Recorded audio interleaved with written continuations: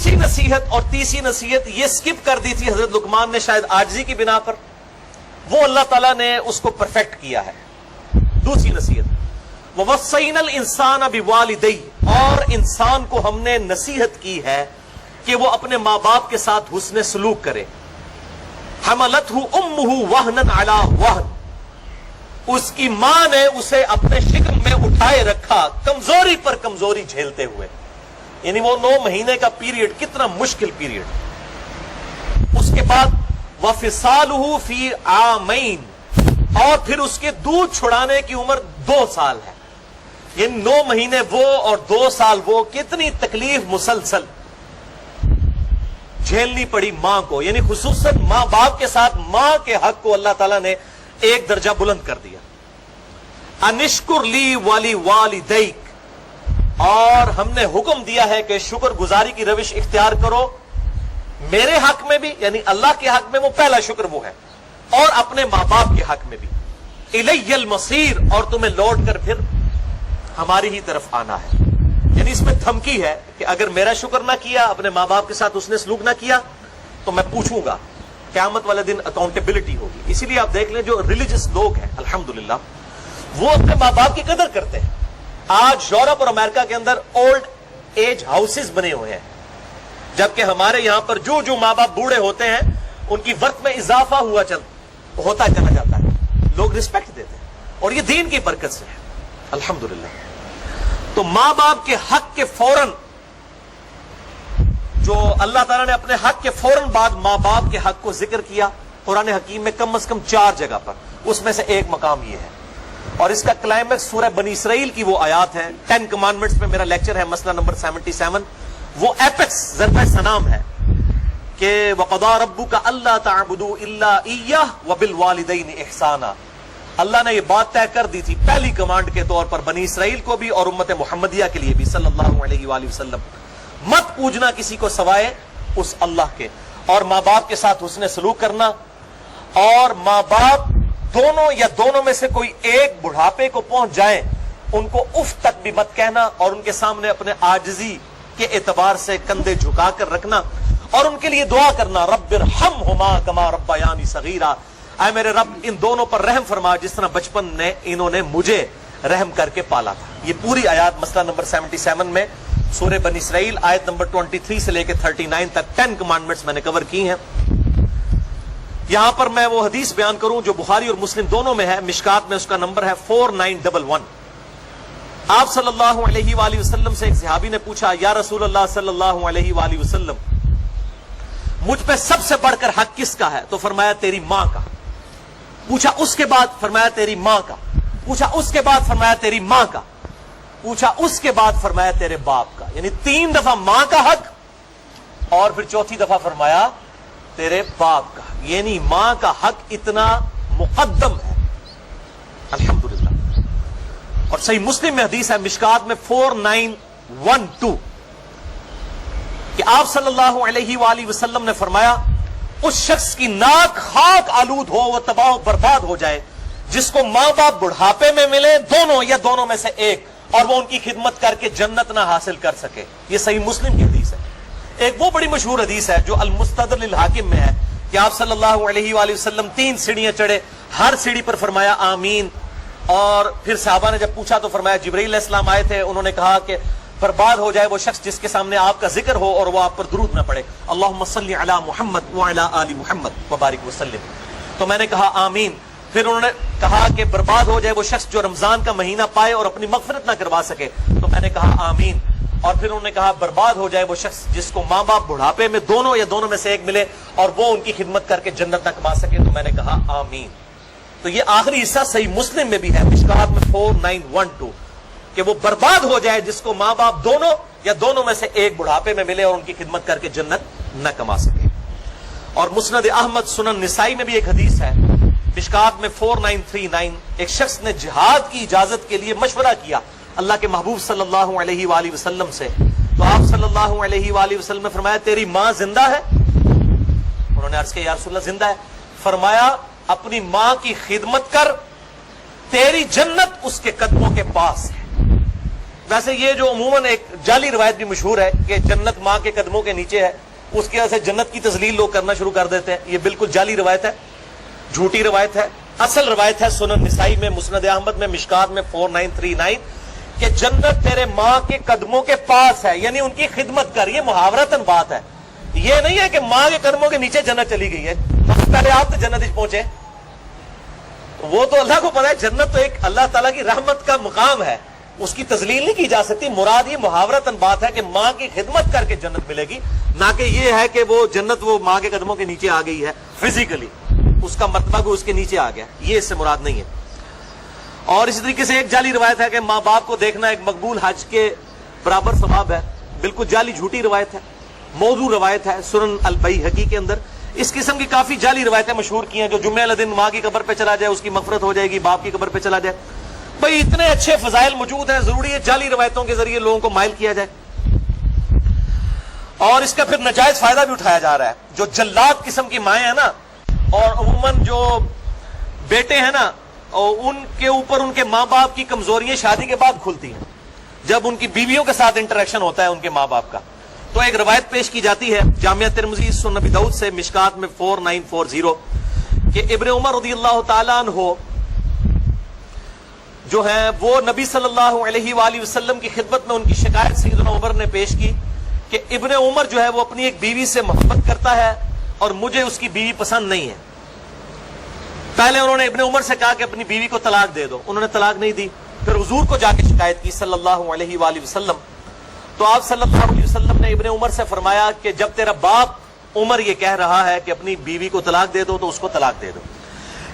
اور اسی طریقے سے صحیح بخاری میں ایک حدیث ہے، حضرت اسماعیل علیہ السلام اور ابراہیم علیہ السلام کا واقعہ بڑا مشہور ہے کہ وہ ملنے کے لیے آئے تو حضرت اسماعیل کی غیر موجودگی میں تو انہوں نے پھر ایک میسج چھوڑا کہ جی اپنے گھر کی چوکٹ بدل لو، مراد یہ کہ اپنی بیوی کو طلاق دے دو. اس قسم کے واقعات سے وہ کہتے ہیں کہ اگر ماں باپ کے ہیں تو بیوی کو بھی طلاق دے دیں. نعوذ باللہ من ذالک، انا للہ و انا الیہ راجعون.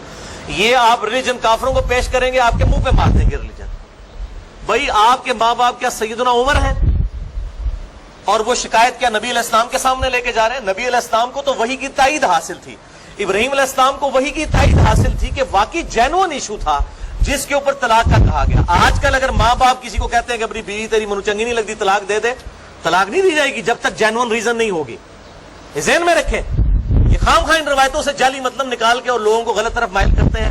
اور یہ حدیث نہیں بتاتے جو سنن نبی داؤد میں ہے، مشکات میں 3280 کہ آپ صلی اللہ علیہ وآلہ وسلم نے فرمایا اللہ تعالیٰ کو حلال چیزوں میں سب سے ناپسند طلاق ہے. اگرچہ حلال ہے، حرام نہیں ہے، یعنی بعض اوقات مجبوراً دینی پڑ جاتی ہے، واقعی نہیں نبھتی، اس لیے اس کا دروازہ کھلا رکھا ہے. کرسچینٹی میں تو طلاق دینا ہی حرام ہے. اسلام میں اجازت ہے طلاق کی، لیکن ایز اے لاسٹ ریزارٹ. لیکن کہا گیا وہ بھی ناپسندیدہ ہے.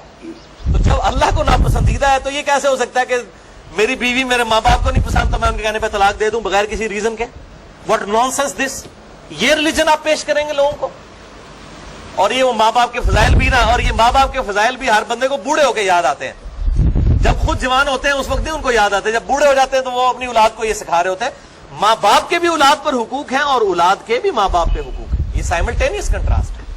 اور صحیح مسلم کی حدیث جس پہ میرا ایک کلپ بھی چڑھا ہوا ہے برمودا ٹرائنگل پہ، کہ شیطان کا تخت پانیوں پہ لگا ہوا ہے، شام کے وقت سارے شتونگڑوں کو بلاتا ہے وہ، اور ہر شتونگڑا کہتا ہے میں نے آج یہ گناہ کروایا، آج میں نے یہ گناہ کرایا.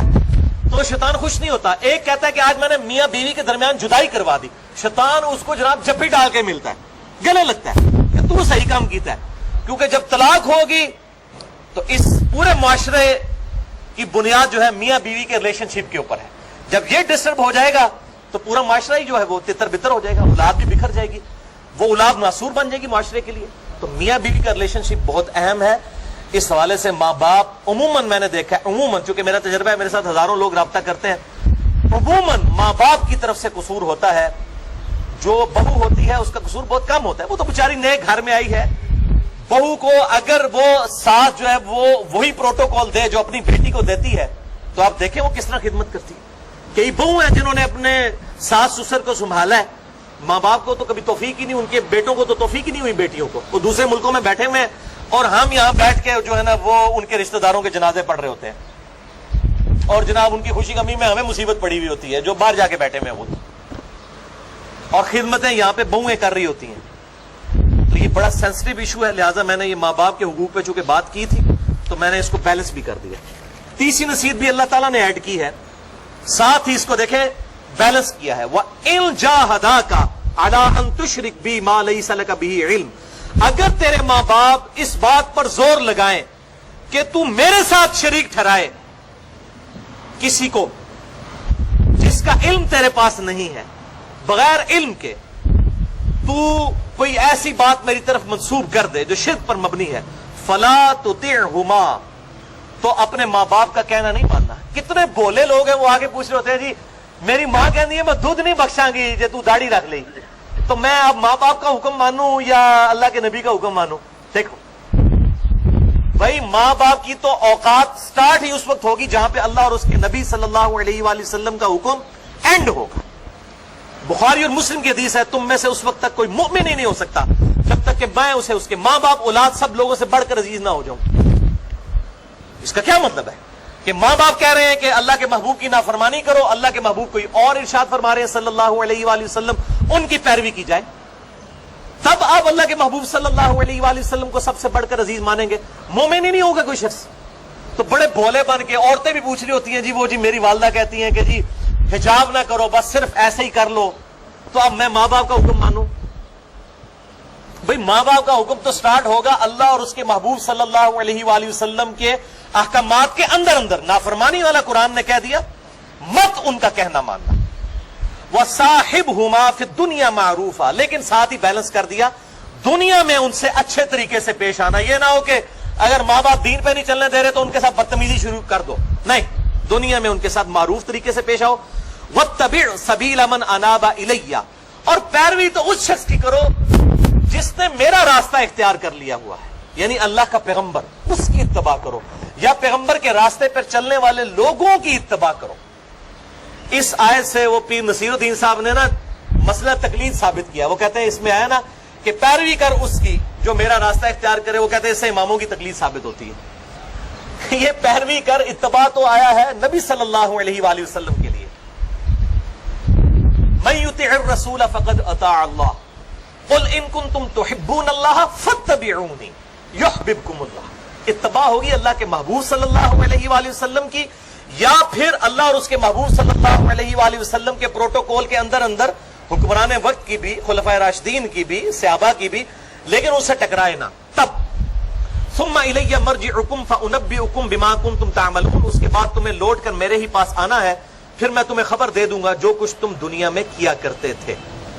تو اللہ کے حکم کی خلاف ورزی, ماں باپ کی پیروی میں یہ حرام ہے. خواہش نفس کی پیروی کو بھی کہا گیا ہے کہ یہ شرک ہے.